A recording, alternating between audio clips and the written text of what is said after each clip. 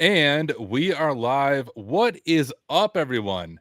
First of all, guys, I'm doing this in a completely different way, a different workflow. So first, I'm looking at chat. Let me know if you guys can hear me okay, if you can see both me and Andrew. Technical details, usually I use OBS, pipe it out to Restream. I'm using Restream exclusively right now. And my freaking computer broke right before this stream. I was getting things set up and I'm down to one monitor. So usually I have 3 monitors and a laptop. So I feel like half of my arm is chopped off, but we are here and I am here with the one and only, not the one and only Andrew. It's very confusing because there are 2 Andrews at TCM Security, but Yes. we'll call you Digital Andrew because I see that over on Sure. your screen name. Yeah. Andrew, dude, welcome to the live stream. Yeah. Thank you for having me. I'm stoked to be here. We got 2 Andrews at TCM. And you know what? The other one, I saw him in the chat. He's I here. did too. Malware Cube. Yeah. I saw him earlier, and I was actually watching him on stream today on TCM stream. He Me was too. doing some blue team stuff. Says looking crisp. Okay, cool. So audio, video looks good. Hey, for those of you who just stumbled across this, let me explain real briefly what you've come across because this is a little bit different than my normal live stream. So first of all, my name's Tyler. This is my channel. Usually you can catch me streaming and hacking all the things, usually doing some hacking on Try Hack Me or Hack the Box or VulnLab, Pwn Labs, all of that fun stuff. But every once in a while, instead of hacking, I like to do an interview and introduce you to some amazing people in the industry who you may or may not have heard of. I have a feeling most of you have probably heard of this guy right here. But Andrew, who are you? If someone has never met you, let's imagine for a moment we're at DEF CON and Yep. it's that awkward elevator conversation. You're in your hotel, you're in the Yep. elevator, and the dude's like, haven't I seen you on YouTube before? What's your answer? Who is the Digital Andrew? Yeah. I am a content creator over at TCM. So there is a good chance you probably have seen me kicking around on YouTube or the TCM Discord channel or our socials. So I do a bunch of course creation there, content creation, cert creation, and I am most known though for doing IoT and hardware hacking. That's kind of like my passion. I love it. And hey, I want to let you guys know who are watching live. I'm going to do my best to keep my eye on the chat. So if you have any questions for Andrew as we go through this, just ask them in chat and I will pull your question up. Also, want to let you guys know that we're going to do some live IoT hacking. Andrew's going to give us a full demo later on in the stream, and we are giving away a voucher for TCM's Academy, a 12-month voucher. So just know that's coming on later on in the stream. But Andrew, tell me a little bit about the courses and the certs you've made. Let's begin with the certs. What cert Sure. have you created at TCM? I got 2 certs there right now, actually. So the first one I did is the PIPA, we call it, Practical IoT Pen Test Associate. So the associate exams at TCM, those are our junior beginner level. So this is a beginner level IoT hacking exam. I wouldn't necessarily say it's a beginner beginner exam per se. But yeah, so this is our entry level IoT hacking exam, which it focuses on reverse engineering of firmware, of IoT firmware. And the nice thing about all the TCM exams is they are all extremely practical. So you are given a firmware sample I wrote it myself. It's pretty close to what you'd see out in the wild. You got to go and reverse engineer it, find all the vulnerabilities, and then write up a comprehensive report. And then you're graded on the report, like what you would give to a client. I love it. Hey, before we go any further, do have to give a big shout out to Crypto King, dude, kicking off the live stream with a $300 super chat. Let's start this AMA with a bang and welcome Andrew. Wow. Dude, Right thank you on. as usual, Crypto King. He's done this a few times. Super generous person. Always love it when he's hanging out and streaming, just being generous. But cool. So let's talk a little bit about the IoT cert. I'm curious personally, what's the type of work that goes into developing a full certification at TCM? Because I've made courses, I Mhm. can't even imagine a certification. So how long does that take? What kind of planning goes into that? Just true curiosity. Yeah. So I would say it takes around 3 months or so, maybe 3 to 4, if you put in all of the testing that gets done as well. So yeah, it really depends on what the cert's going to be. But as I said, our certs are all practical, and we try and do our best to mimic day in the life or engagement in the life of that position. So it starts out with actually like having a good understanding of what exactly someone who's in that role. So if it's like a junior IoT pen tester, like, you know, what realistically would they be doing, and we try and then build an exam that matches that. So for the IoT one, for example, I mean, we would have loved to include hardware, but like it's just not realistic for like a $249 exam to have hardware. But we do like a static analysis with firmware. So the start of it is always like, yeah, what do they do in this position? Whoever is developing that exam should have a good understanding of like what's that role going to look like. And then after that, we just kind of like brainstorm, like, how can we build this out? Because a lot of times it's like the first time that it's happening for some of our exams, right? Like I'm not aware of any other practical like IoT hacking exam, right? So like this is the first one of its type. So we just kind of pitch and play around. I was like, hey, like I've written firmware before, so like why don't I build out the hardware? I still built out the hardware for the device, build out the hardware, we'll write some firmware as close as I can to like a commercial one, and then let's get people hack it and write a report on it. And like I'll intentionally write some vulnerabilities into it. And yeah. Dude, that is amazing. And I want to ask a question on what is IoT. Now, I of course know what that is. You know what this is, Yeah, but yeah. I know people in chat, they're hearing you talk about IoT and they're like, what is it? Like they know web apps, they might know network. They're like, what the heck is IoT? So, how would you explain what is IoT and why is IoT pen testing important? For sure. Yeah. So first off, acronym, I guess, acronym soup in cybersecurity. So it stands for Internet of Things. And what this is Which is talking very about. clear. Yeah, yeah. Super clear, Okay. isn't it? All the things. But I mean, it is all the things that we connect to the internet, but generally don't like interface directly with. So like, your computers and your smartphones and stuff like that, usually, not considered IoT devices, but like your fridge, your smart toilet, people consider routers, smart cameras, smart thermostats. I mean, nowadays, if you name it, like someone's put an internet connection on it and connected it to the internet, and we don't necessarily like interact with that thing and like it has a UI. There's like maybe an app or something, but like a lot of them we just like set them up and they kind of run in the background, and maybe we check them on the app or things like that. So yeah, so why is it important to secure or like hack these things?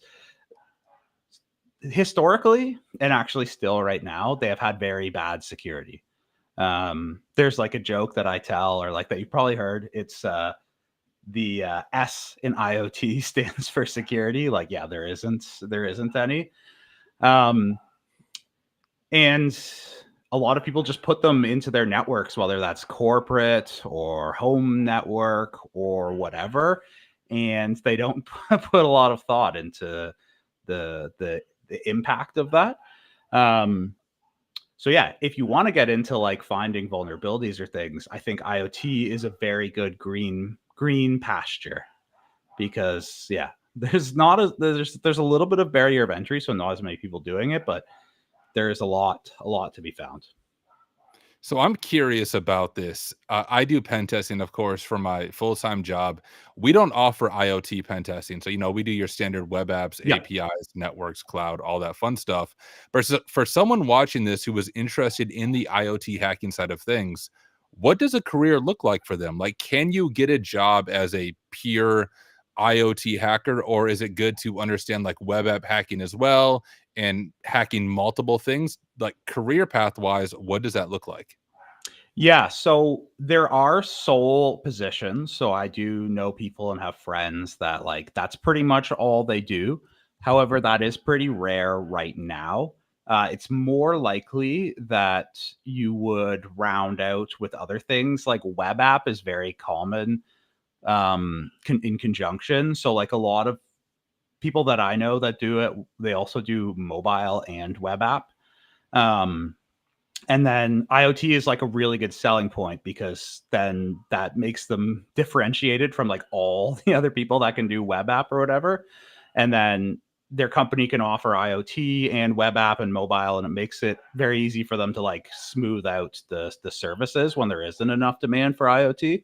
So yeah, and also like that combination is really good because usually with like IoT, you have the whole architecture, right? Like there's usually a mobile app. There's quite frequently some sort of web interface. There's definitely going to be APIs, and then you have the IoT device yourself. So if you're going to do a full scale assessment of like that environment, then you need to understand all of it. That's good. And we're going to spend most of our time talking about IoT today, but I do want to talk a little bit about your second cert. And I'm probably going to mess up the name, but I'm pretty sure it's a Practical Help Desk Associate cert That's or right. something Oh, along. you Did got I it. say it correctly? Yep. See, I don't usually I have everything pulled up on my other monitors, but like I said before, I don't have any other monitors. So I'm doing all of this off of memory. But tell us a little bit about the Practical Help Desk Associate cert and the training that goes Yeah. along with that. Okay, this is a really cool one. This is another like kind of groundbreaking cert as well and training because the training for this, so it started out with just the training and it is 100% free. And it's like 17 hours of training. And it's like, you know, high quality, like if you've taken any TCM courses, like it's the same quality. It took me 4 months to make this course. Um, Crazy. and it goes into like everything except for printers that you need to know for help desk because printers is just too hard to like everything we do is like hands on at TCM. Like I do it and you follow or whoever, right? Like that's our whole thing. So printers a little challenging for like to be like, yeah, go out and buy this printer. Yes. But yeah, so it started out just as a training, and like this is how one of the ways that I knew TCM was going to be such a good fit is like when I was first pitching to join the team, I was like, yeah, I could do a help desk training. And they kind of had that already lined up that they wanted to do a help desk training as well. And I was like, you know, I think it would be really cool, Heath, if we just gave this training away for free. And he was like, yeah, I was already planning on doing that anyway. And I was like, okay, sweet. Like we're on the same page here when I was like, we should give this away free. And Heath was like, yeah, we already were going to. And I was like, oh, awesome. Amazing. So yeah, and it's been like we've had almost 70,000 people sign up for that training, which is really cool to see that. And like I frequently get people messaging me being like, "Hey, I got a job because of this training. Like I took it." And I went into the interview and they asked me like, "What do you know about ticketing?" And I was like, "Oh, I self-hosted my own ticketing server actually because that's one of the labs." And the interviewers were like, "Whoa, wow, like yeah." Oh, and you set up like your own Active Directory lab and you're like writing scripts to like onboard users and stuff. Like, you know, it's not your A plus by any means. It's very much like this is the stuff that you do. Like I did help desk stuff for like 4 years, so I have a very good understanding of what that role is. That's So good. I have yeah, like multiple follow-up questions. One though is I'm curious about interacting with Heath. So you mentioned you got hired at TCM and already you were pitching ideas like, "Hey, I think we should do help desk." Now, at a lot of organizations, the top leader yeah, is, to say it nicely, hesitant to listen to people, especially newer people. What is it actually like working at TCM Security, working with Heath, working with the whole team? Is it as good as it appears from the outside? If not, just blast him on stream right now. He won't see this. But what no, is it like working at TCM? it is awesome. Like it's what you would expect from like the outside looking in of like, you know, how he treats people on social media and everything. So yeah, it is exactly how you would expect. He is definitely like what you would consider to be like a servant leader if you've heard of that phrase where he's like, yes, I'm going to do the best for my people. And yeah, he's always like, if you have ideas, let me know. If you have an idea and it makes us money, I'll share it. Like if you want to do something and you're really passionate about it, like let's run with it. So yeah, he is very much like on board. That's great, just leadership advice, I think, for all of us. Like, even if we're not in a senior role, we can all learn from people like Heath, that servant leadership, putting other people first. And it's Yeah, awesome to hear that he actually does that practically. Like, a lot of people can say what they want on YouTube or on stage and from a main platform, but really matters is like, what are they like behind the scenes? How do they yeah, actually treat employees? How do they actually treat other people? So yeah, that is encouraging to hear. yep. And yeah, he's the real deal. And yeah, so and that's just it was so cool when I was like, hey, I think we should do this for free. And he was like, yeah, I already was planning on it. But like, yeah, never afraid to like say, hey, I think we should do this. Like usually when we're coming up for courses, I'll like propose like 3 or 4 that I'm like, hey, I could do like these. Like the last one I did before the security fundamentals was assembly, which is kind of out there. But I was like, hey, I want to do an assembly course. Like, what do you think? And he was like, yeah, do it. Let's do it. Amazing. Yeah. Well, dude, let's talk about the help desk course just a little bit because you Sure. mentioned another cert, which is the A plus. And generally speaking, when people are getting into the field of IT, they go for the CompTIA trifecta, right? The A Yeah. plus, Security plus, and Network plus. But you said, hey, my course on help desk, which is free, it's not your typical A plus certification. What's the difference between the A plus and the cert and the course offered by TCM? The biggest difference is practicality and the hands-on nature. So A plus is multiple choice. And I'm not specifically knocking that. Like the knowledge from the A plus is very good. So like if you can take the A plus and capture all of that knowledge and then translate it yourself into, the hands-on work of help desk, it's a very good, it's very broad. It covers almost everything you need to know. The TCM course is more specifically focused on the main major tasks that you will do in help desk and showing you like literally and practically how to do them and like how to set up your own lab and do them. So the expectation is like I'm hands on the keyboard and the students are hands on the keyboard. So I show like, hey, we're going to set up, a domain controller. We're going to go and add a bunch of Active Directory users. We're going to configure GPOs. And one of the really cool things in the course is I have these things called ticket interrupts. So we stop the course or and a ticket comes up on the screen and it's Oh, like, that's cool. and it's like role playing. So like it won't be like specifically like do this thing. It'll be like, hey, I'm the HR manager and I have people coming into like the HR employee's office and they're like complaining about the desktop backgrounds on their desktop. So like I need a solution to put a standard desktop that they can't change. So you have to think about like how can I approach this? It doesn't just like tell you like, hey, go and set a GPO. Like you need 2 GPO policies for this, like one to set a desktop and then one to prevent them changing it.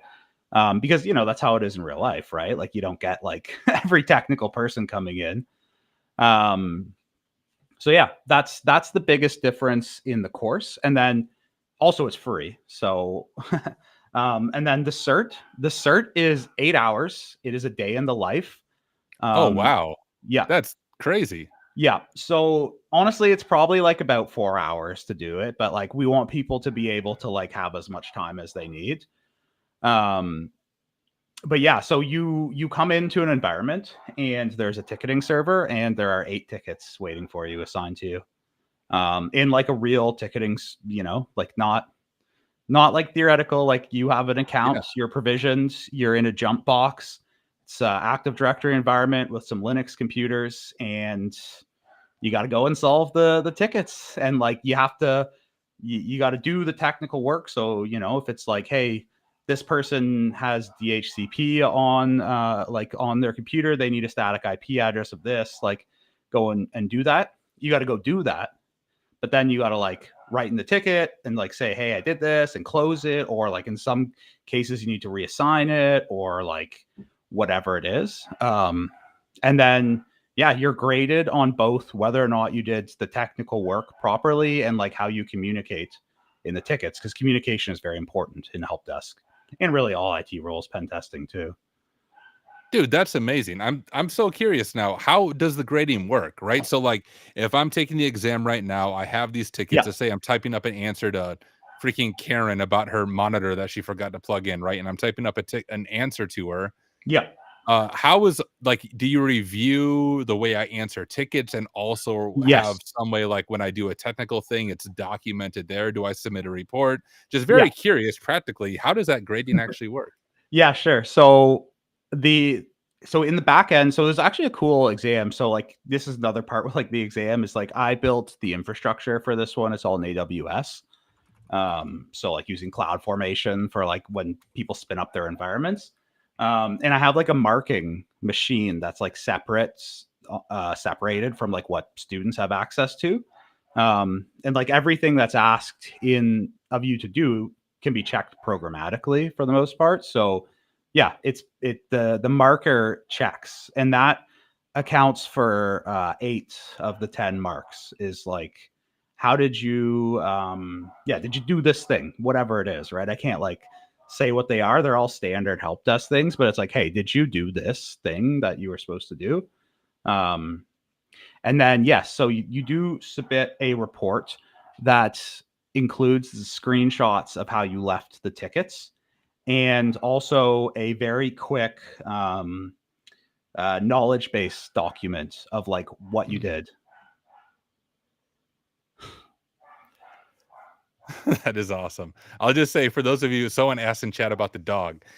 Andrew locked his dog in the basement to get it to be quiet. Here, I don't know. I'll bring him. I'll go get him and I'll bring him up Okay. here because maybe he'll be more quiet. I'll be right All back. right. No worries at all. I'm gonna go grab him and I'll show him the stream. I'll be right back. Beautiful. Looking over at chat, can you link it? Let me see if I can grab the help desk thing real quick. Like I told you guys before, freaking all my monitors broke. And so I have one monitor I'm working with to manage the live stream and talk to you guys. Let me drop the link. There. I dropped the link to the Practical Help Desk certification, but you can enroll for free. So enroll in that. It honestly sounds amazing. Like I've heard a little bit about it myself when it first came out, but I didn't realize how practical and hands-on the actual certification itself was. That surprises me. I'm curious in chat, has anyone done the training for the Practical Help Desk cert over on TCM? I am looking at it already, says Cyper Noipi. Hey, there's the dog. What's the dog's name? The barking noises. I'm in a temporary location, so I don't have like my studio or anything. What's your dog's name? His name's Pepper. Pepper. Hi, Pepper. You want to say hi? It's like having a kid sitting on your lap, but he seems to like it. He just wants to be pet, dude. Why are you neglecting him? There's like, so I'm on a not super busy street, but like right here there's windows and the dog's like driving crazy. So I was like, it'll be loud. I thought maybe he would just go to bed in the basement, but nah, he was like, I want to be on the stream. No worries. Well, hey, y'all, I just dropped a link to the Practical Help Desk and I just highlighted it in chat. So if you guys haven't checked it out, enroll for free. I mean, you really have nothing to lose. Even if you want to be a pen tester or blue team, Help Desk is a really great place to start. Even if you don't end up working in the Help Desk, just learning the material there. But Andrew, I have a question for you on that. Help Desk often gets a bad rap. And a lot of people who say they want to be a pen tester, they're like, I don't want to start in Help Desk. Not that you have to, but Help Desk does get a pretty terrible rap. You're clearly a fan of Help Desk. At least I'm assuming so. If you made a 17 freaking hour course on it, why is Help Desk awesome? Help Desk is awesome because a couple of reasons. One, you get to cover like such a broad range of technology, like especially if you're at smaller orgs, you're just kind of like, whatever it is, you got to figure it out. So you just get introduced to so much technology. Like in one day, you could be doing like Active Directory, you could be doing like networking, you could be doing security stuff, you could be doing hardware, people's computers breaking, like, so for that aspect, it's so good because you just kind of got to like learn all that stuff, and you have to know that stuff like inside and out to do pen testing, in my opinion. Like you got to know network, like, you just got to know that stuff almost like it's another language or like the back of your hand, right? And then the other thing is troubleshooting. So Help Desk is like all troubleshooting, nonstop troubleshooting, which like you've probably seen this in pen testing, like your exploits don't work, your tools don't work, things don't work. Like it doesn't matter, right? You got to be able to troubleshoot your problems. And then the third one is communication skills. So Really, in any IT position, you got to have communication skills. It's just, it is what it is. Pretty much everyone, at least. And in help desk, you're nonstop. You're talking to people, you're supporting people. Yeah. So those three reasons. But yeah, like I always say, you don't have to do it, right? Like there's, there's other roles. And the help desk course itself too, like we called it the help desk course because yeah, that's what it does prepare you to do. But it is also like preparing you for SOC or red team or anything like that, right? Like it's yeah, it's all the fundamentals. That's great, dude. I spent 2 years in help desk. I thoroughly enjoyed it. And I Yeah. think the difference is when people get a bad feel for help desk, there are some help desk roles where you're just like a glorified phone jockey, right? You answer the phone, you escalate the ticket, you answer the phone, you escalate the ticket. What I Yeah. would encourage people to look into is internal help desk roles, and that's what I was. So I was IT support level 1, but I Yeah. had the freedom to really dig in, problem solve, troubleshoot. I was able to Yeah. work with the security team. I help with phishing simulations, but I think that's the difference. If you want to get into help desk, really look into an internal help Yes. desk role at Yeah. an internal company, and that's where Yeah. I think you grow in a lot of those skills. Would you agree? Yeah, 100%. So yeah, I see someone saying like, yeah, not customer support. So like, not that there's anything wrong with that, but yeah, like that help desk where you're kind of like, people are calling in like, hey, my whatever tool I bought from you isn't working. Yeah, that's maybe not going to be as beneficial. But yeah, internal, that's yeah, a lot more because that is yeah, everything that you need to know for SOC, for pen testing, you name it. Yeah, that was huge for me. Just the customer service piece, I think, is key because as a pen tester, customer service is big. Like I'm meeting Mhm. with clients and doing debriefs. I'm Yep. helping make sure they meet their goals. But also, when I do social engineering, I often will pretend like I'm on the help desk, and I Yeah. have a lot of help desk experience. So I know what it's like being on 100%. help desk, how to talk to people. It's been a superpower for a lot of those engagements. But Yes. we're almost to the demo time, but we can't do demo yet because I've had multiple people tell me, "Hey, here's one right here. I'll pull it up on screen." KLR said, "Can you ask Andrew about his assembly class, please?" So Yeah, Andrew, for tell me sure. about your assembly class, please. Yes, absolutely. So we have a course on TCM called Assembly 101. So it is like a 101 programming course if you've ever taken that, but it is all assembly. And it is writing assembly and reading assembly. But the goal of it obviously is to get better at reverse engineering and exploit dev and that kind of stuff. But that is not the specific focus of the course. This would be like a primer to those because I found when I was learning reverse engineering and things like exploit dev, this kind of like assumed you knew assembly. Like there's kind of like, yeah, like dive in, like here's all this assembly. And I'm like, whoa, I don't know. I don't have a computer science background. So I went and like self-taught it all to myself, but I was like, I think there's a gap that's missing here of like, not everyone who wants to do reverse engineering is like somehow like just born knowing how to do assembly, right? Uh, so yeah, it's a cool course though. It starts out like in emulator in x86-16-bit assembly. So the emulator is the Intel 8086, which if anyone's into like retro computing, this was like Intel's first like big name processor that really put them on the map.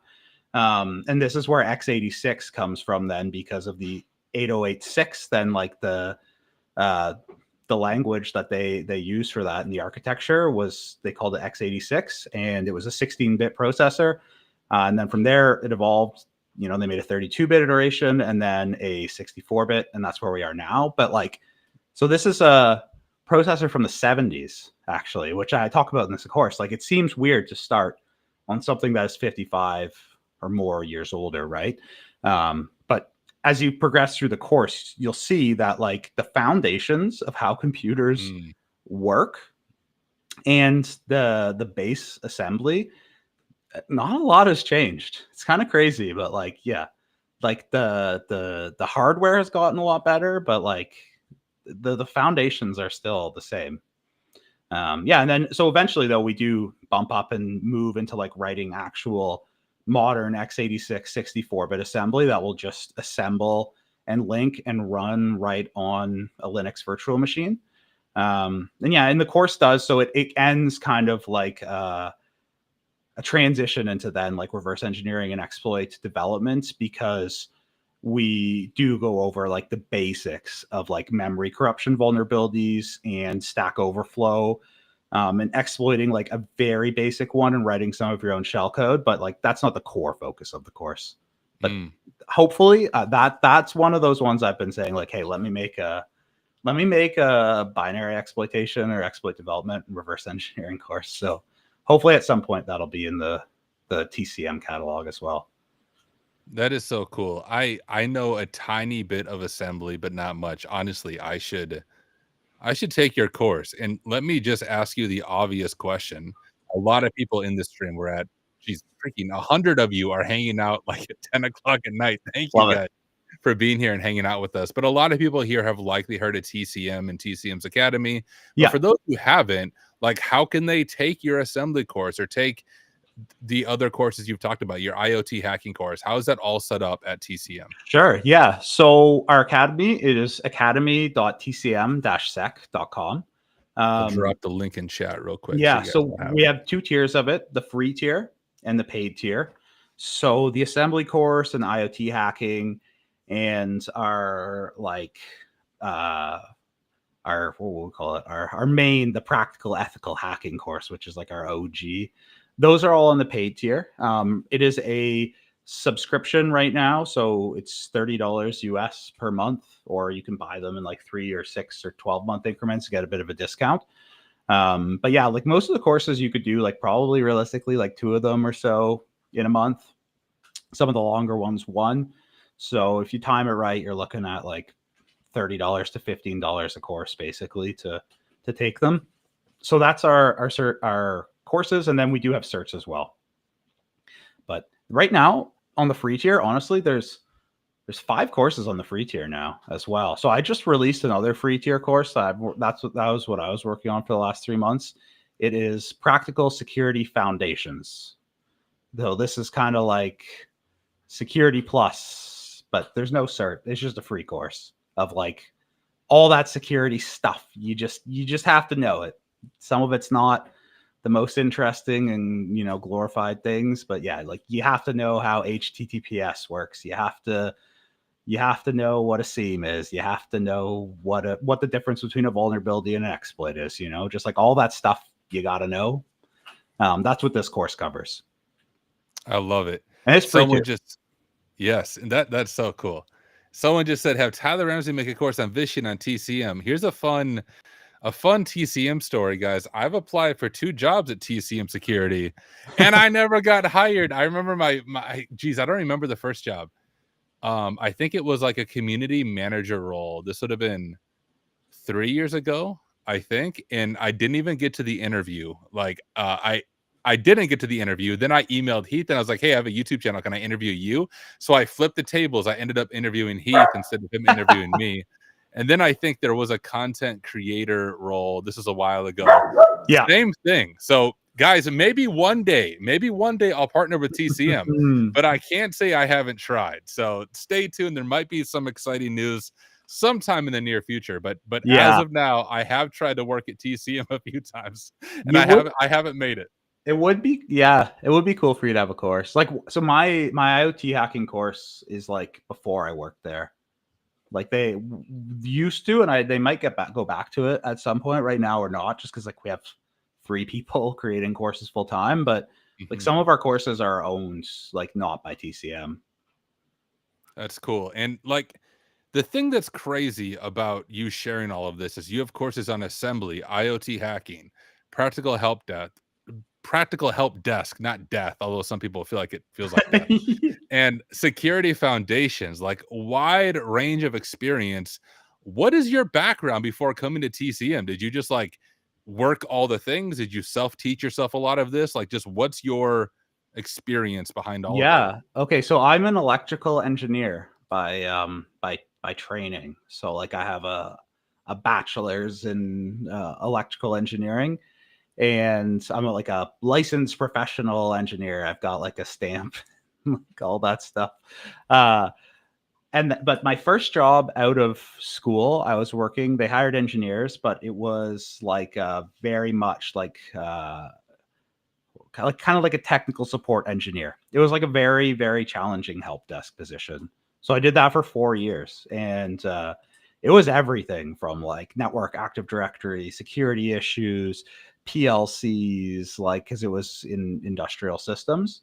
So I learned just like the everything there. And then I went and worked for another company that made industrial IoT devices. So that was where I learned a lot about IoT. Like I've never actually specifically worked in IoT security. My background is actually more as like development training on it, that kind of stuff. And I've just been hacking IoT stuff for like since I was in university, which is like over 10 years ago now.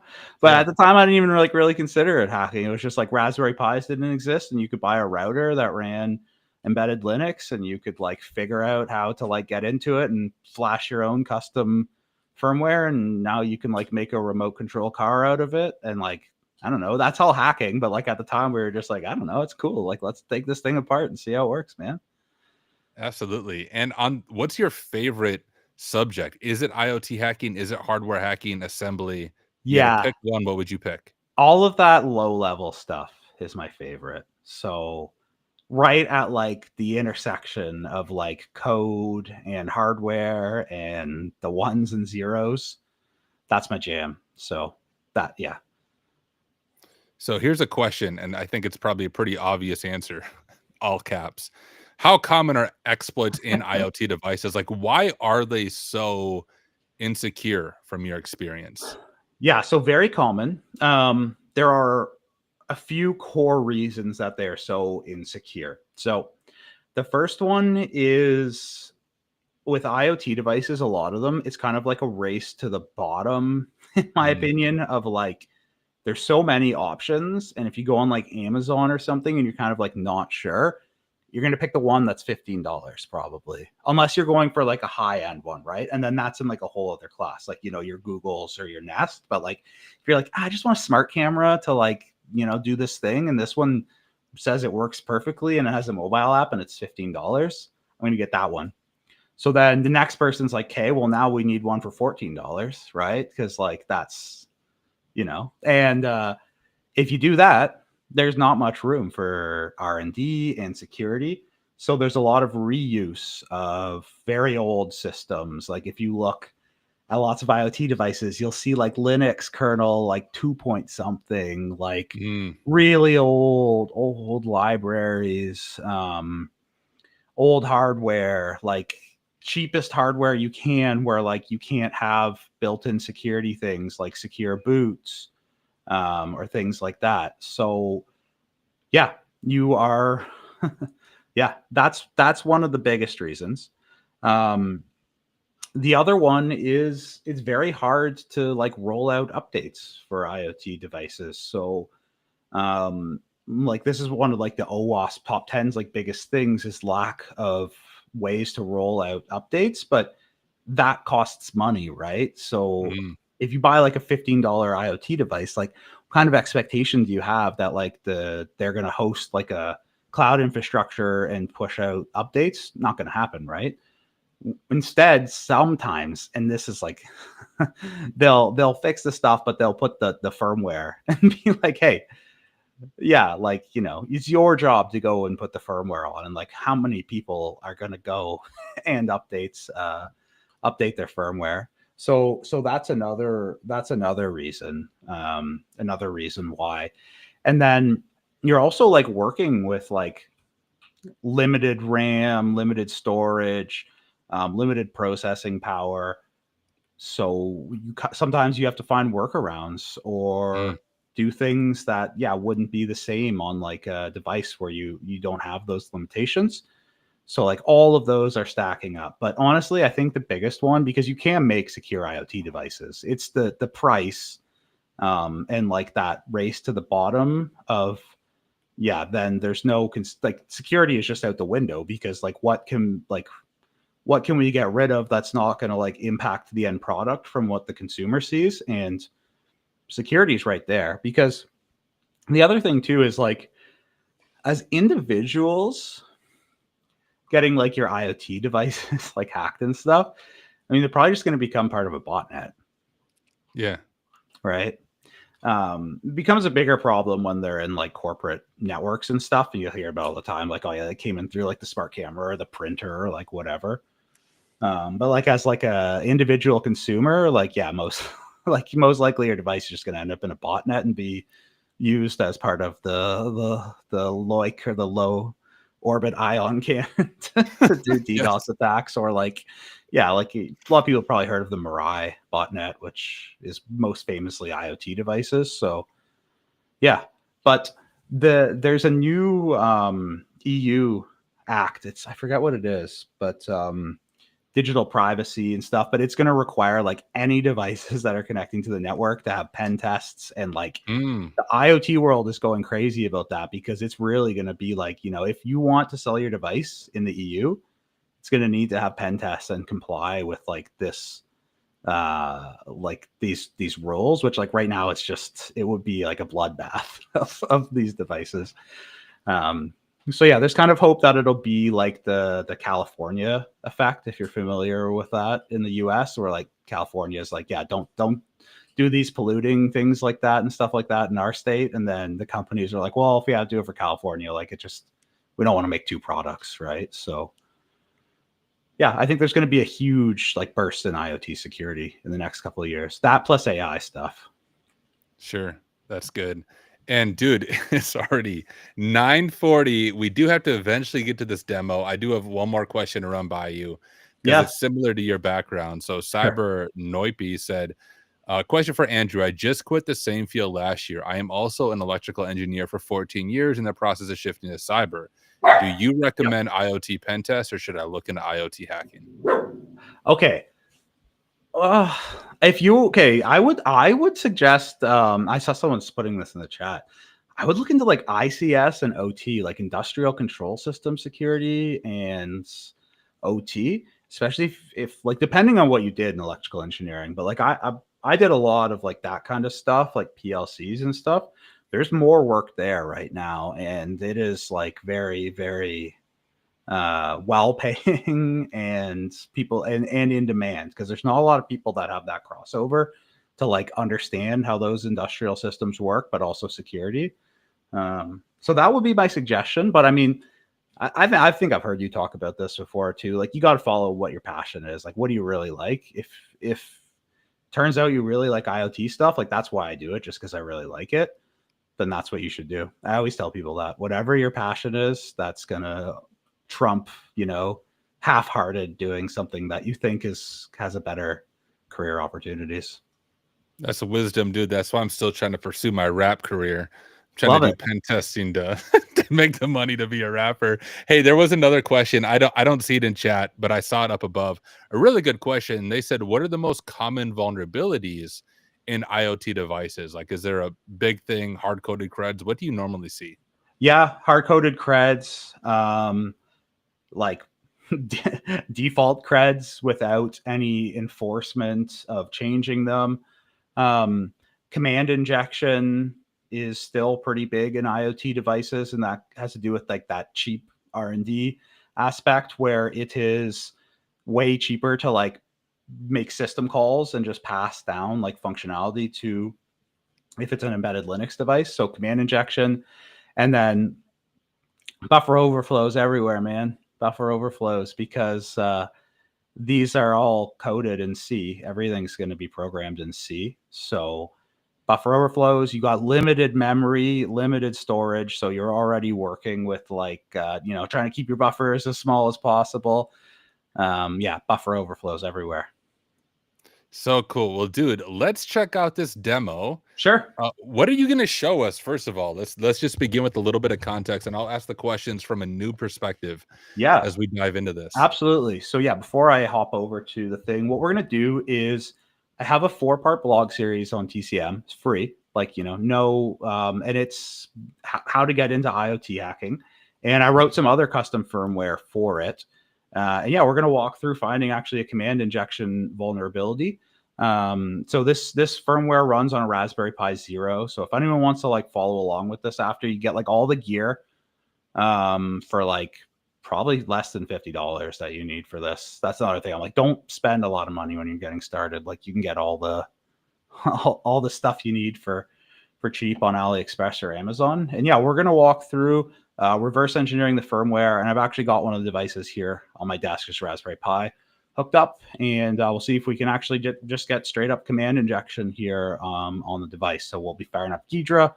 We'll be using Binwalk. We'll be doing all the standard IoT stuff. And I will say, this is like kind of a little bit easier than a commercial device, just a bit, and a little bit more handholdy, but it's honestly not all that different from what you would see in like a commercial device. So yeah. All right, beautiful. I'm gonna get logged into my Kali box here. It's funny, sometimes people, when I use Kali, they're like, you don't need to use Kali for this. And I'm like, yeah, you definitely don't. I use Ubuntu a lot, but Kali has everything that you would need already loaded. So when I'm teaching, I frequently use it because people can just follow along the commands. So awesome. And dude, I think I got Restream to work. What's this view do? Let me check. Now I'm like underneath you here. We'll do this view. This one, so yeah, I can always make my font bigger if we need it as well. So this looks good to me. In chat, guys, if anything looks too small, just let us know. Otherwise, I say we're good to go. Sweet. All right. So let us actually, I'm going to show this blog here. Let me just fire up the old Firefox here, and we will, I just want to show this blog. So if it's like, just Google it, TCM Security, IoT Hacking. And I dropped a link to it in chat as well. So yeah. So that one's my course. Gotcha. I grabbed the wrong link. I'm a genius. No, I don't even know if I share. Like this is, so if you just Google IoT, TCM IoT blog. So this is the second part of it, but it is a 4-part series. That's what I'm just going to be going through some of this. So if you want to follow along later, like, yeah, check this out. It's all our TCM given back to the community. And also I gave a talk last year at DEF CON that was like, anyone can hack IoT. And this is kind of like that methodology as well, where like, I actually legitimately think if you follow this, like you could go and buy a device and hack it.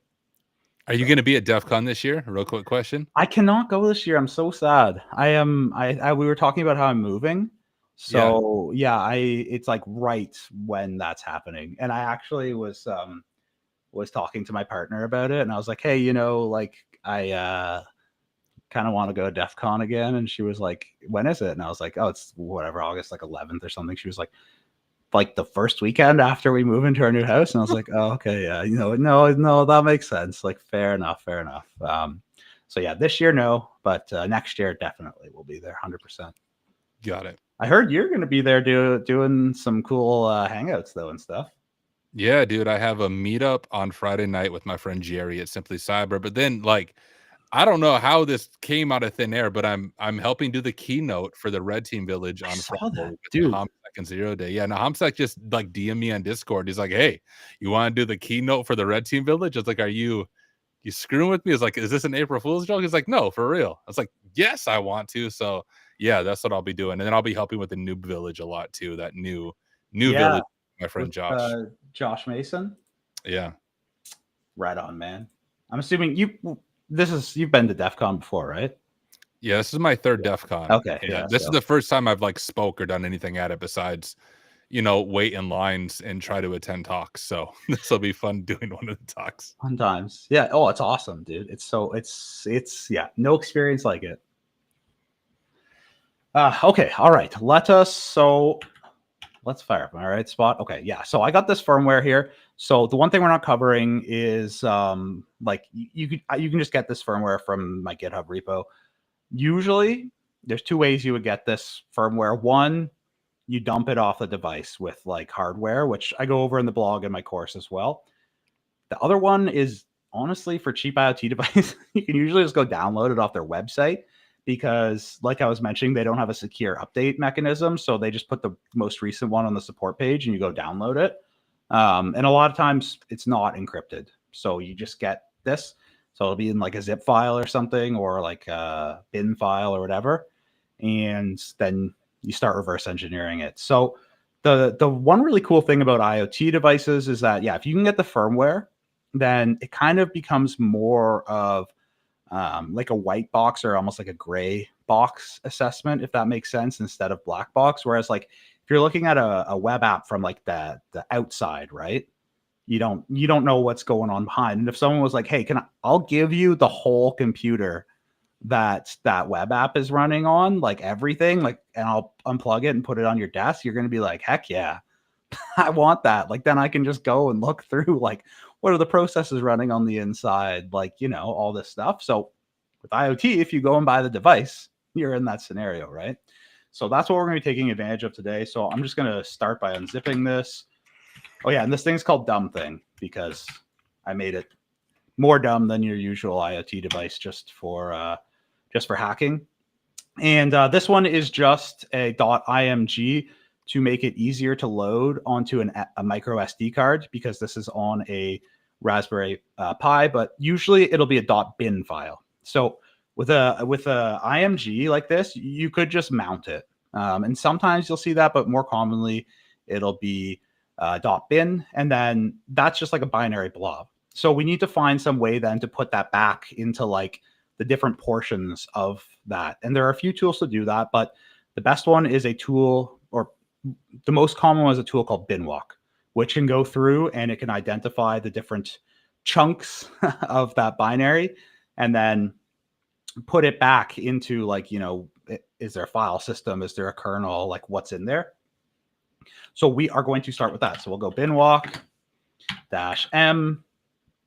So M is for matryoka or something like that. It's like the Russian nesting dolls. It just means recursively. And E for extract. And the name of the firmware, which is this.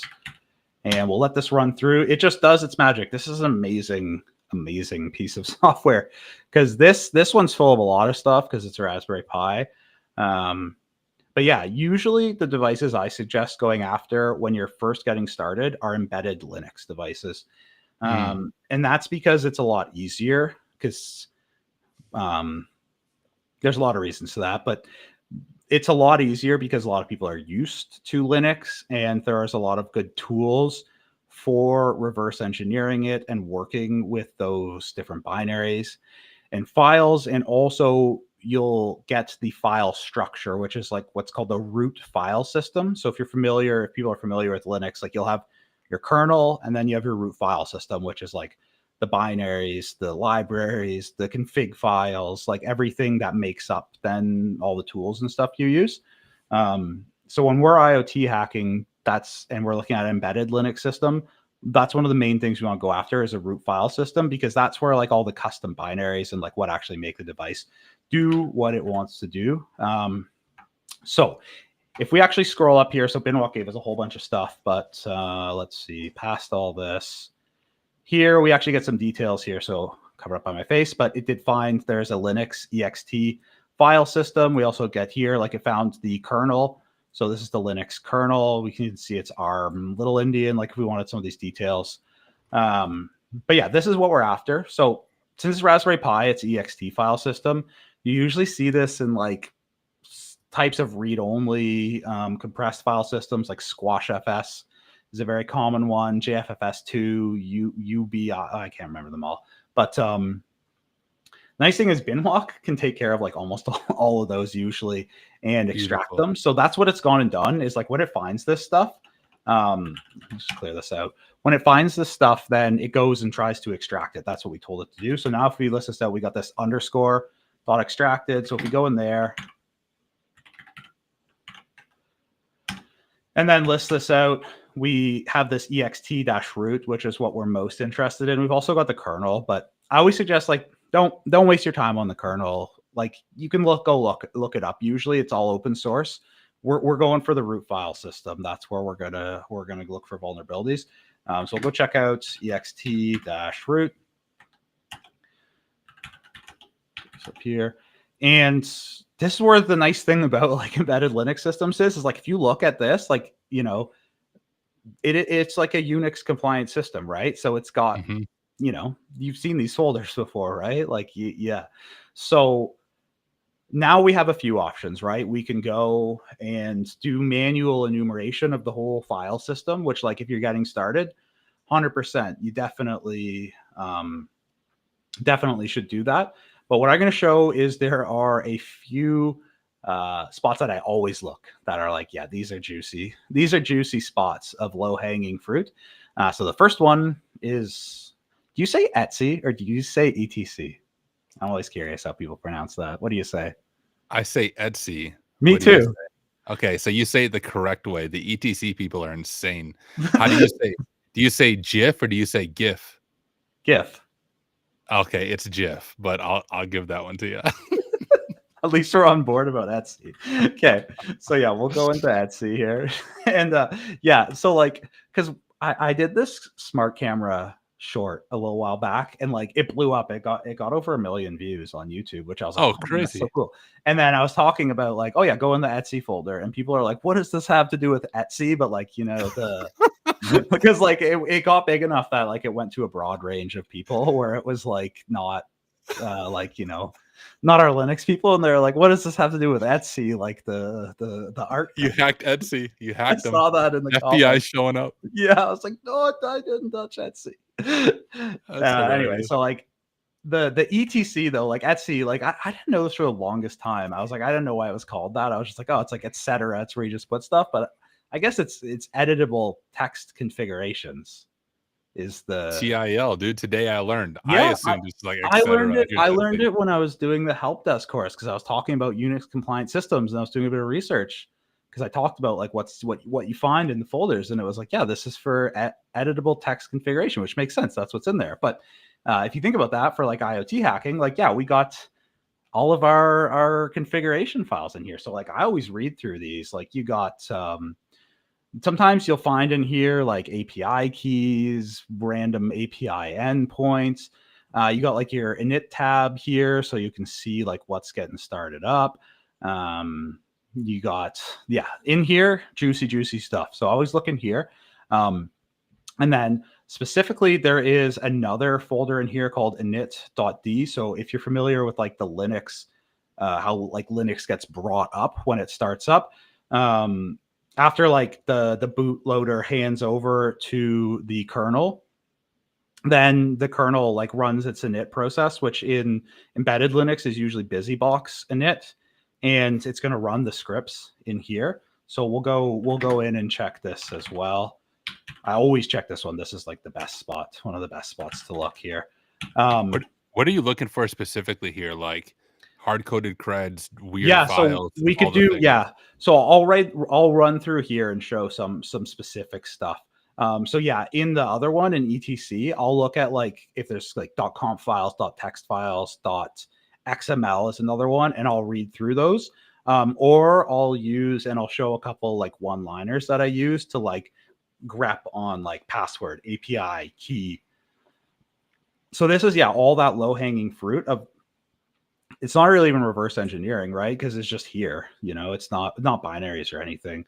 So quick question for you, and Yeah. you probably know this better than I do. I don't do IoT hacking. I do mobile device, iOS and Android. Yep. And the process here seems very similar to when I'm checking whether or not apps are storing things securely on both Yep. iOS and Android. Is Oh it yeah. is it a similar process? Yep. Yep. Yes. 100%. Very. Yeah. So we're gonna look and see. Yeah. What are the nasty stuff that they're trying to do? Of yeah. Do we connect out to any interesting API endpoints? Interesting. I mean, sometimes you find API endpoints that are like, you know, they're not necessarily specifically public, like they're not doing anything bad with them, but then like if you're in a bug bounty program, it opens up like pasture of if that's in scope of like not people not finding it. Sometimes they're like not secured very well. Like I have seen hard coded creds and API keys and stuff because they're like, who's going to look at this stuff? Well, I am. Like Yes. hopefully your viewers. Yeah, so you're looking for that, and then I just like to look at any bash scripts I see. And on cheap IoT devices, also, you'll see like a lot of it held together with bash scripts or shell scripts. Like that's kind of like the glue. And I've seen the craziest stuff in there, like hilarious comments, people's email addresses, like so much Amazing. stuff where I'm like, how did this go out in production? So anyway, in the init folder, you're always going to see like shell scripts and then the way that it works is we have one here, RCS. It just runs all the other ones that are like S0, whatever, in order. And so you have ones here like loading the Wi-Fi driver, setting the time, all of that stuff. So I like to read these because they are like human readable and they can tell you about what's going on. So if we take a look, for example, like maybe we look at sync time, so we can just like literally cat this out. And like this I did intentionally because this has a vulnerability in it itself right here, because we actually go and get the time from a public API, which like should not be doing, especially because it's HTTP as well. And then we take what comes back from that and extract it out, and then we pass it into this other setTime.sh. So we're like directly trusting, like this is open to some sort of man in the middle attack where like you could set up and say like, hey, I'm HTTP :/world time and like pass back something else and then get like some sort of command injection here.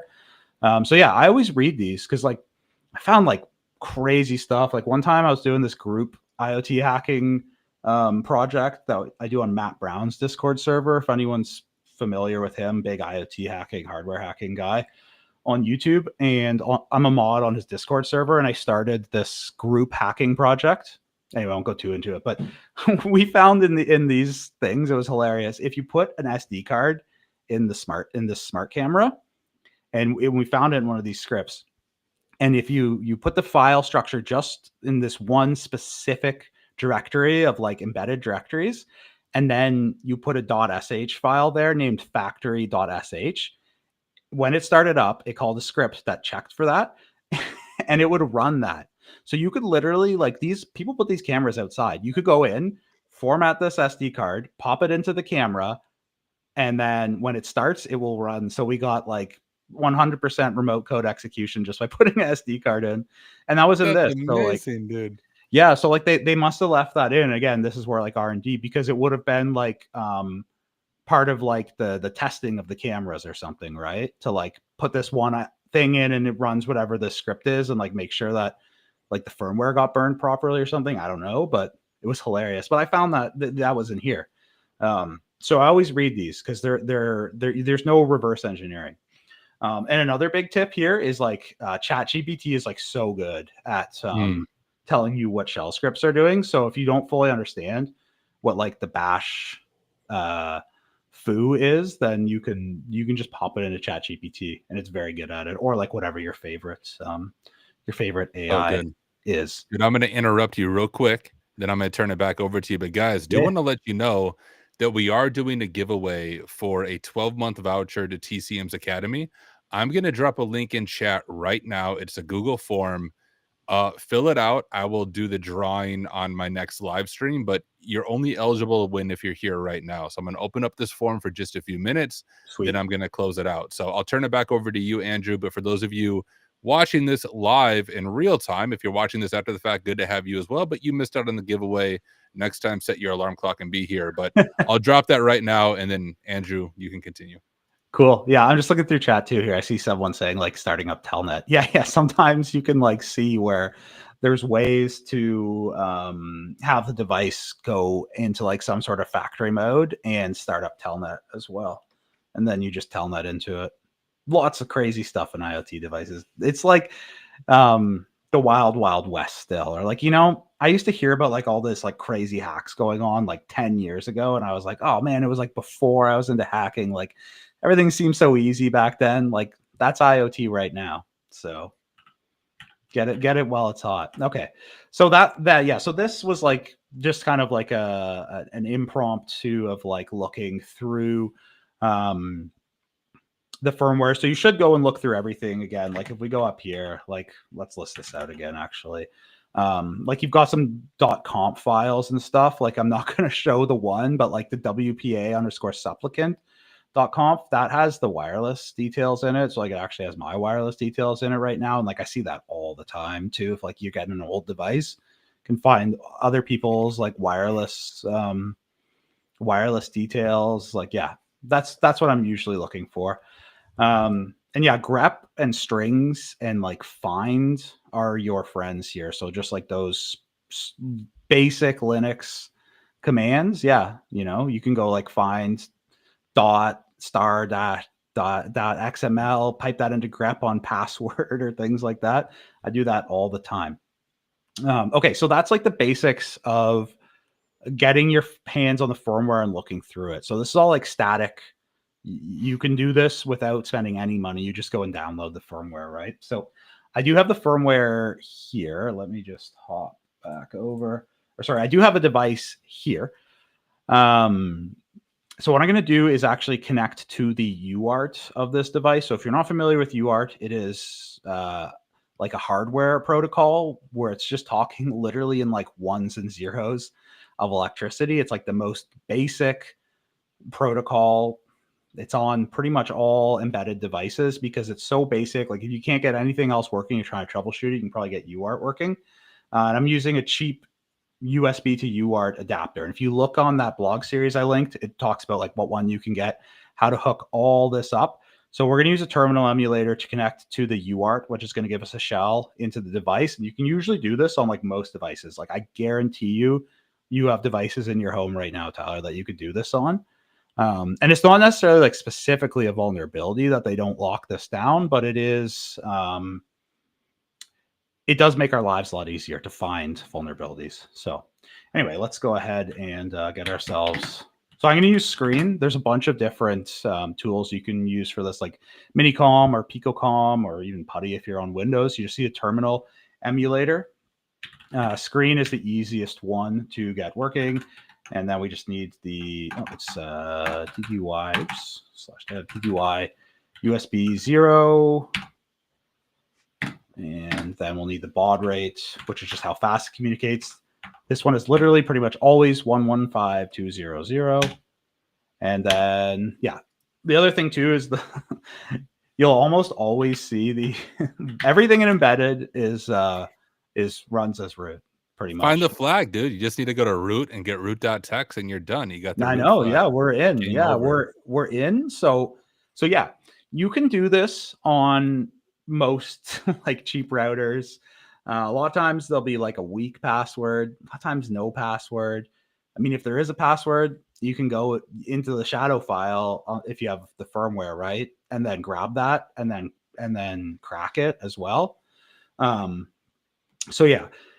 This though, like, this would be like a finding on a pen test report, and you would say you should lock this down. But like, if you reported this to a company, they would be like, we don't care, most likely, right? Yeah. Like, it's not a vulnerability in and of itself that they consider to be like, yeah, you have to go into the home, have the physical address to it. It's cool to see and stuff, but it's not. So I always try and stress this though when I'm like showing it, because people are like, oh yeah, you got a shell, but like, yeah, I got a shell through the hardware, right? But what we want to do is use this shell to find a way we can get a shell without needing the hardware. And then that's bad, because then that's how people who, if the device is exposed to the internet or are on, the network itself, can then get it without actual access. So that's what we're going to use this for. So you'll see here, we have all these logs that are streaming in to our UART session, right? Like, I'm not doing anything to trigger these right now, right? Like, these are just coming through, and like, if I hit enter, right, I can get a shell and I can, run who am I, or like whatever, look at where I am, right? But we have all these logs that are streaming in. So on embedded devices, like, there's usually very little or no persistent storage. And if there is persistent storage, it won't be part of the file system in embedded Linux. The file system is pretty much always read-only, because then it can't get screwed up or anything like that, right? Like, you don't want to have some way that files can get deleted or corrupted, because then when the device reboots, it won't work. So there's no logs, right? So everything usually logging wise gets actually streamed out to like the UART, right? That's at the base. And this is where my methodology that I like to use comes into play, is to use that to your advantage to help you reverse engineer, because otherwise it's needle in a haystack scenario. So you'll see we have these ones here streaming through, like controller, parse config XML file, whatever, and we have this some details here. So I see this format a lot in IoT devices, where like this is usually the name of a function or a binary. If it's a function from a library, like a shared object file, like a lot of times you'll just get the function name. And this is put here to help the developers with debugging, to be like, well, okay, this says, like, if these are all working fine, but like if it was an error, like, okay, well, where does that error come from, right? We got to find that out. So they're helping us. So already we can get some details here, but like all of this stuff looks pretty straightforward. And like to explain what this dumb thing device does is it's like a fake smart plug, right? Like it's checking to see like what state the device should be in. Like, should it be turned on or off? If you ever use those smart plugs where like you plug something into it and then like you just cut the power. Yeah. Anyway, so what I like to do though is I like to go and use the device. So if it has a mobile app, if it has a web interface, if it has a cloud, whatever, you do that while you have the UART open, and then start seeing what logs stream in and see what you can see. And that is when you'll find the juicy stuff. And then you will trace that back. So what I'm going to actually do right now is actually just check out and see the IP address of this guy. Here we go, right here. So we could run Nmap too. And like, that's a definite thing you should do, is run Nmap against it. I'm just going to skip that step because I figure like most of your viewers know what Nmap is and how to do Nmap. Whoa, 77. Okay. So I'm going to skip that, but like you definitely should, because you'll see like the most random ports open too, where you're like, what the heck? So like 100% should check that out. But yeah, we'll just navigate over to the web server here. And a lot of times IoT devices, like you see this, they have a web server because it's how you set it up and like can interact with it and stuff. So I think it was 0.0.77. I'm like looking at it through Restream so I can see the chat. So it's a little, she's a little small. I need to make it a little bigger. That should be good. Let's see. Okay. So first thing, we're met with a password. I intentionally put this here because just to show, like, so commonly though, it's just admin. So I mean, I made this, so I know it is. So yeah, we could also probably reverse engineer and find this as well. But yeah, it's admin. And now we're into like this janky thing. And I will say, I am not a front end developer by any means. Looks but beautiful, dude. Oh, thank you. Yeah, I used Dumb thing light control page. Really good marketing and branding there. Yeah, you know it, man. I am Mr. Front End. That's what they call me. Best CSS. That's the next TCM course. Best how to TSS design, or how to CSS design. developer. Yeah. Yes. Practical CSS development. That's Andrew's next course. Yeah. So, okay. So what I like to do though is we got like, yeah, so it's on and off. So yeah, you turn the light, you turn it off. But so you see here, now I have another function now, light control turned off, right? And then I like to go and do things like, for example, let's set the system time here. So there's a little date picker. Let's set it to tomorrow, and then we can go here and let's just say, I don't know, 10:45. And then we'll hit update here. And we get all these logs come through, which is like, holy cow, that's cool. So in Screen, also, if you're using Screen, it's not like, it's a terminal emulator, right? So I don't know if you're familiar with using it, but like you can't scroll up. You got to put it into copy mode first to do that. So that is Control A left bracket to do that. And now we can scroll up and it will stop it from going through all the details there for us, filling up our thing. So I scrolled past where I wanted to be. Give me a second here. Here we go. So here we see that it's setting the time. So it's the HTTP binary. So we see this binary, that's a daemon, set the time. some string length stuff. And then to me, so this is where like I coded this, so like I know what these vulnerabilities are, but like I see this interesting thing where it's saying set system time, and it says formatted set the date command is etc init set time.sh, and then the time. And this is the time that we passed in here through this date picker, right? So yeah, I see stuff like this like somewhat commonly because again, it's a lot cheaper in R&D wise to like pass this functionality down to Linux, right? Like Linux has utility for setting the time. Or like there might be a router and they have a ping test on it. Like a lot of routers have that.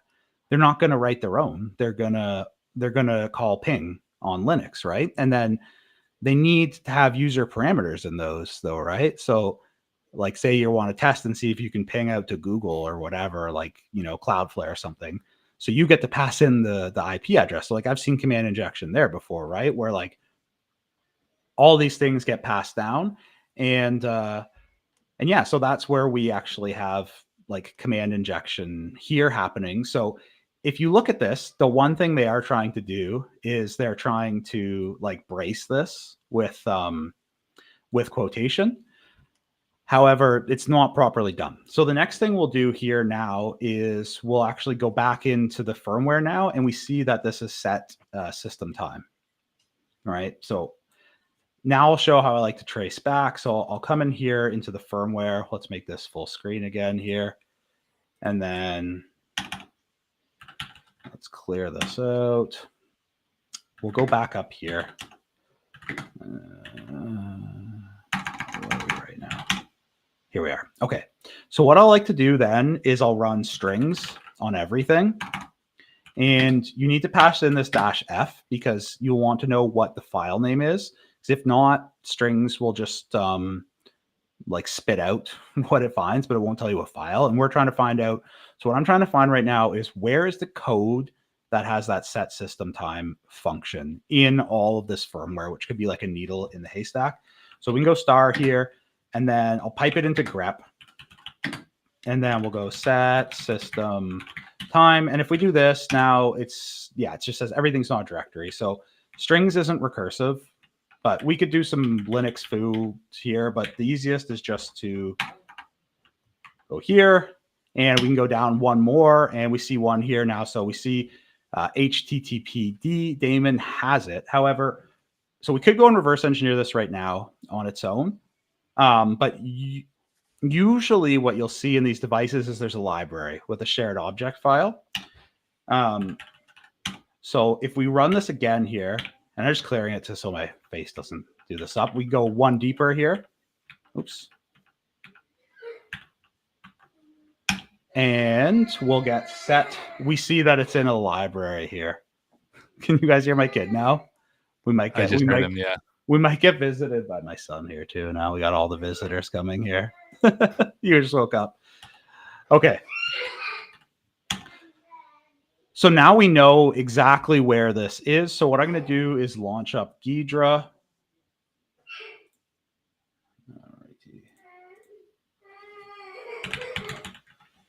We'll run Ghidra here. And we'll take a look at reverse engineering this shared object, and then we'll get command injection.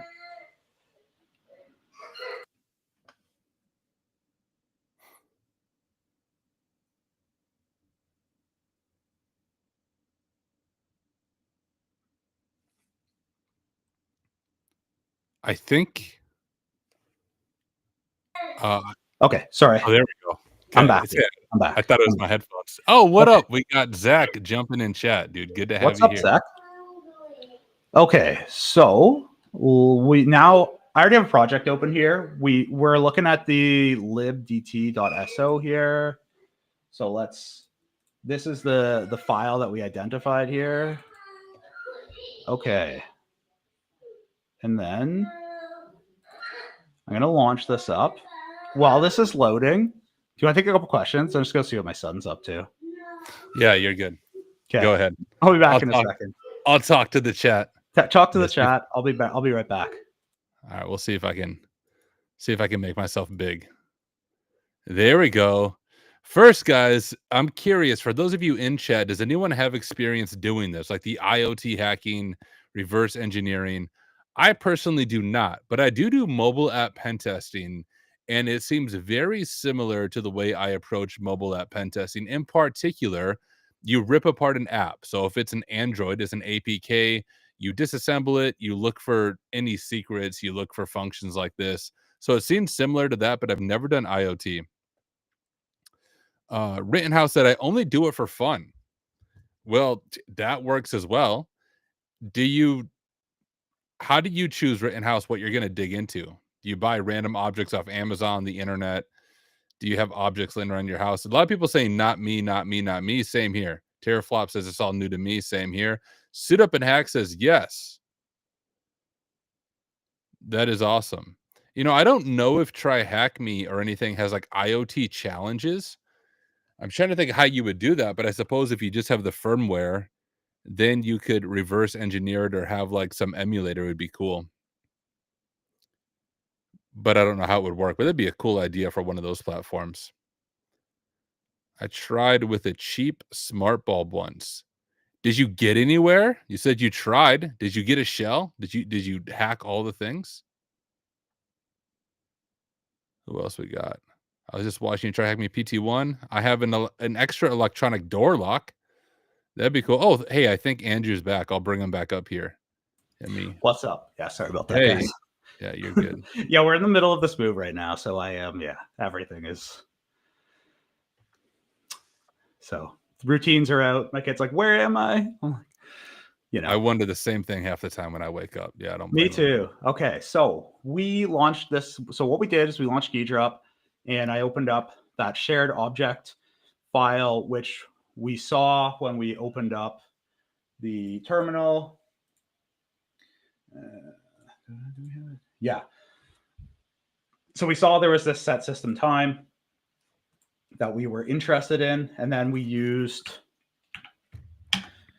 our little Linux foo here, and we see that it is in this user libdt.so. So if you're not familiar with SO, this is C shared object. This is like a library, basically. So we can reverse engineer that in Ghidra, which is exactly what we did. And then I opened up in the code browser, which in the middle here, we have the disassembly. One of the things with Ghidra, unfortunately, is it's hard to make the font bigger. So you'll have to bear with me here, but we'll do our best to try and read through here.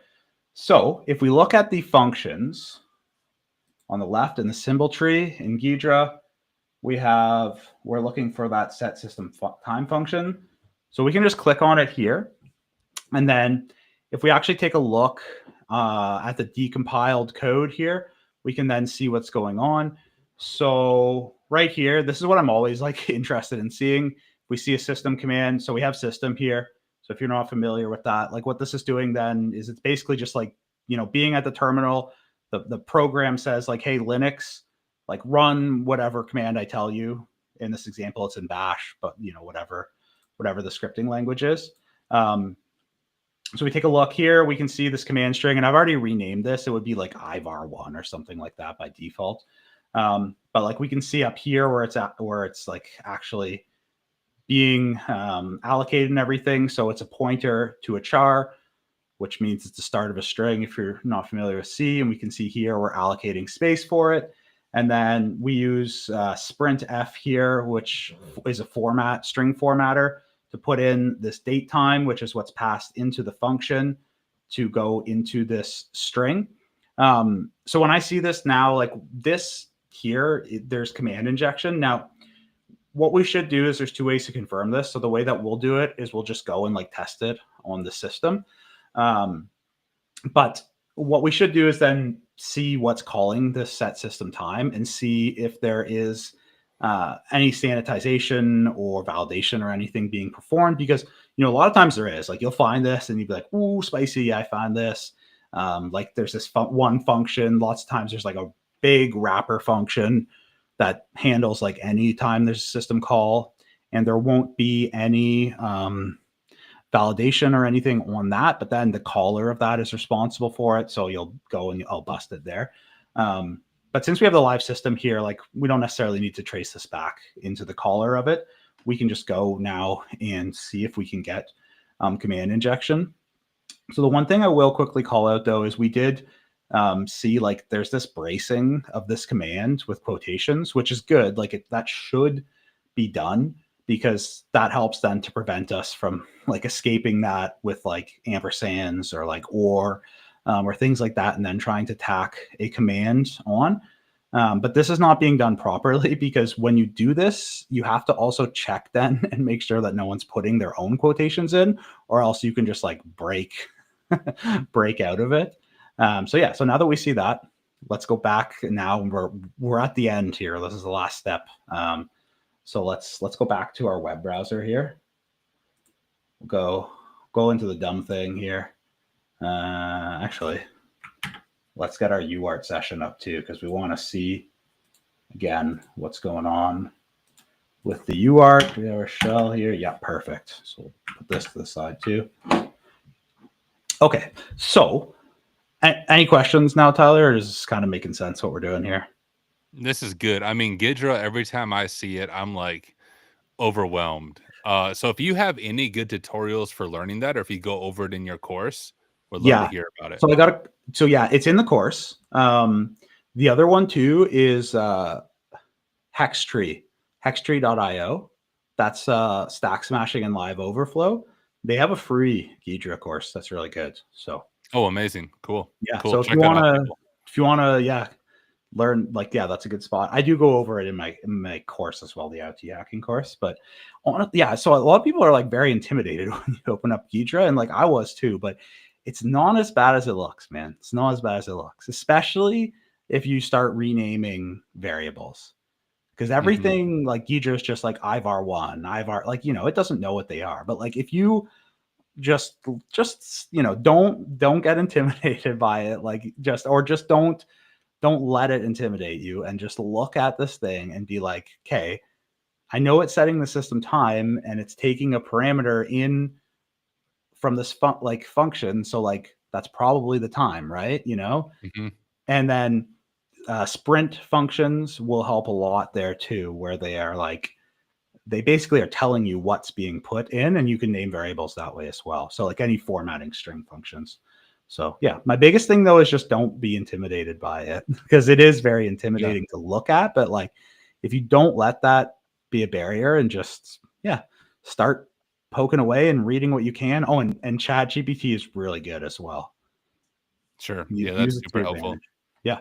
Okay, so let's get back to here. So we got this date picker, right? So we want to do command injection. So like obviously date picker is going to be a problem for that, but we are elite hackers here. So we'll use our elite hacking tools. I think it's Control-Shift-I to open up, the developer tools. we're not even going to use Burp Suite or anything here. We'll NSA is going to show up now, dude. My stream's going to get shut down showing this crazy stuff. This is wow. Like NSA stuff right here. Like you're not supposed to go into here.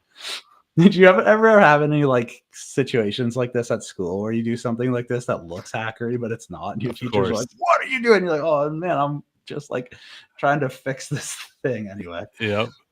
Yeah. So I'm gonna go to the network tab. I mean, you could, you probably should use like Burp or like Kaido or something for this, but we'll just use the network tab here. So I'm just looking to see where these endpoints are here again. So we'll do it properly once. We'll set a time again till tomorrow. And we'll hit update, and then so perfect. So we see here like the get request is for this schedule time,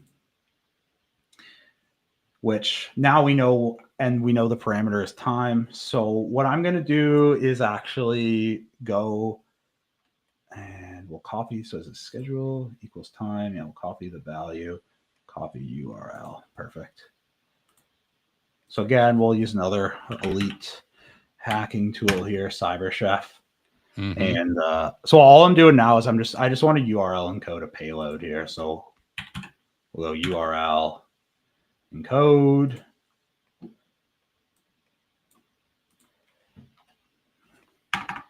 Paste this in.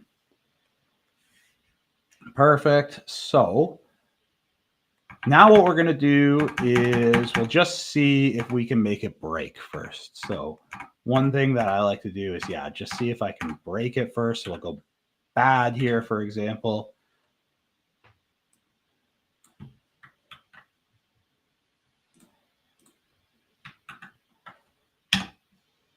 And so nice to see like the errors coming through here. So we see like set system time bad is right in there that we have.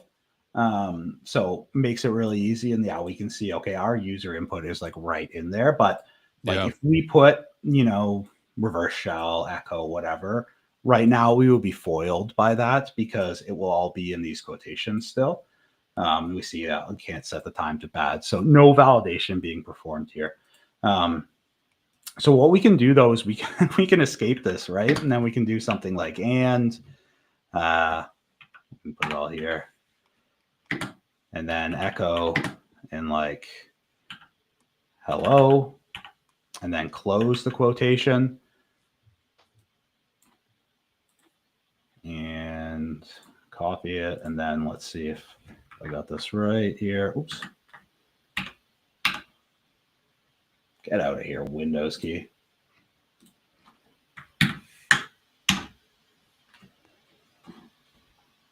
And now we can see our string. What did I do wrong here? Did we get a hello? Oh, nope. There. Yeah, you got the hello. You got the hello. So there we go.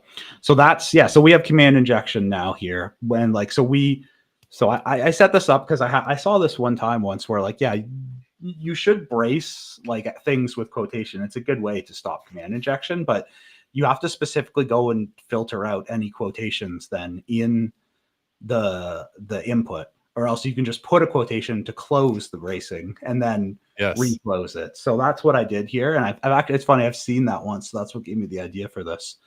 But yeah, so this is like the crash course of what I do. Or like how to find it.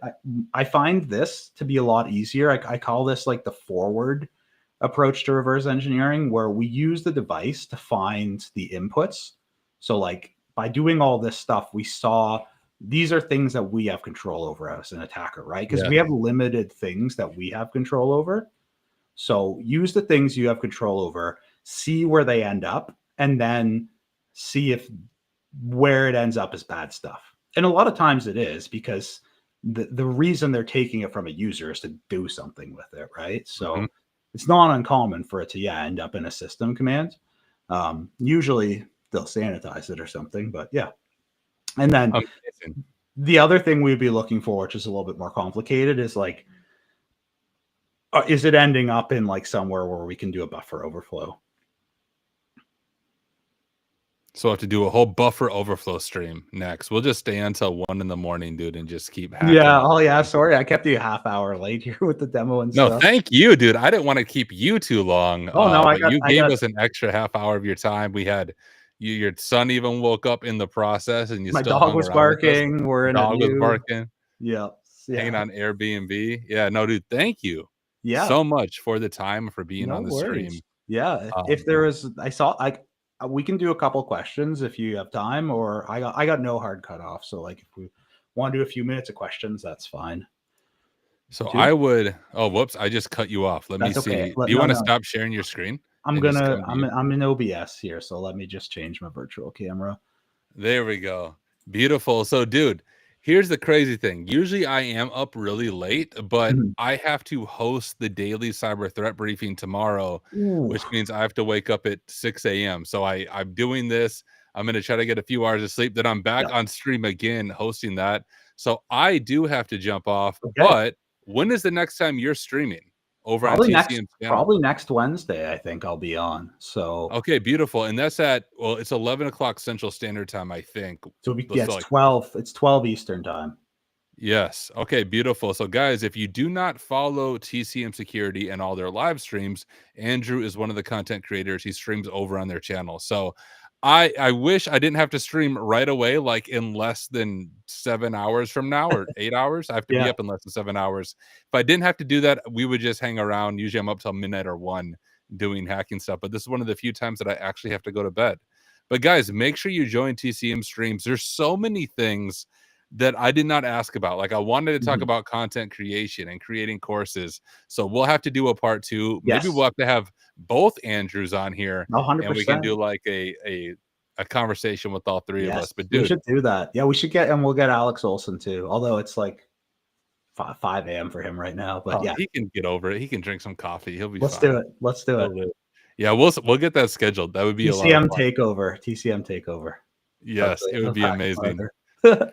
And for those of you who are like, what's the daily cyber threat briefing? It's over on Simply Cyber. Just go to YouTube, type in Simply Cyber, you'll find their channel. Jerry is gone tomorrow, so I'm guest hosting the show for him. Ooh. But he's freaking insane and does it early in the morning. I usually stream late at night. So when I have to like jump on stream and pretend like I'm awake at 7 a.m. my time, it's rough. But I will be there. So if you guys want to join me in just a few hours on Simply Cyber's YouTube channel, I will be live again. But thank you again, Andrew, for Thanks taking the for time having to me. hang out.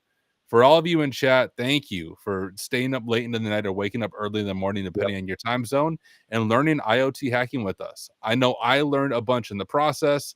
For the giveaway, guys, I have all of the emails and names collected. The next time I stream, which will be early next week, I'm taking my kids camping this weekend, but early next week, I'll do that drawing live on stream. I'll contact the winners and we'll get that voucher sent away. But thank you, everyone. We will catch you in the next one.